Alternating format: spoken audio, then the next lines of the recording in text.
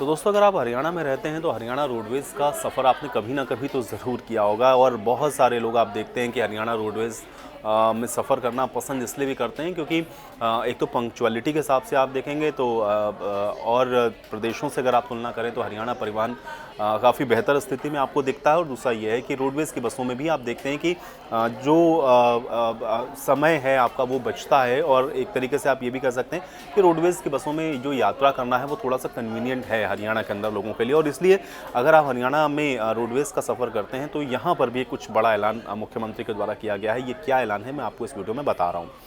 तो मैंने जैसा कि आपको कहा कि बहुत सारे लोग हरियाणा के अंदर स्पेसिफिकली अगर आप रहते हैं तो आप हरियाणा रोडवेज़ का सफ़र आपने ज़रूर किया होगा।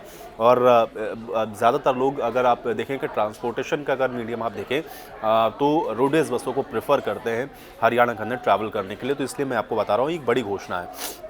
दरअसल ऐलान ये हुआ है कि हरियाणा रोडवेज़ का जो बेड़ा है उसमें BS6 मॉडल पे आधारित जो बसें हैं वो शामिल की जा रही हैं।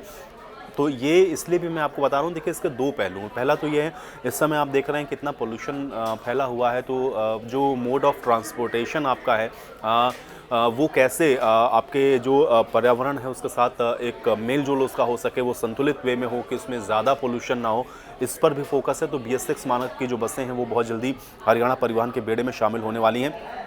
और लोकल रूट की बसों की भी जो संख्या है उसको बढ़ाया जाना है, क्योंकि अक्सर आप देखते हैं कि ये वाली कंप्लेंट बहुत ज़्यादा होती है। क्योंकि बड़े शहर से बड़े शहर को जोड़ने वाले रूट पर तो आप देखते हैं कि बसेस ईजिली आपको मिल जाती हैं, वहाँ पर उस तरीके से दिक्कत नहीं होती है।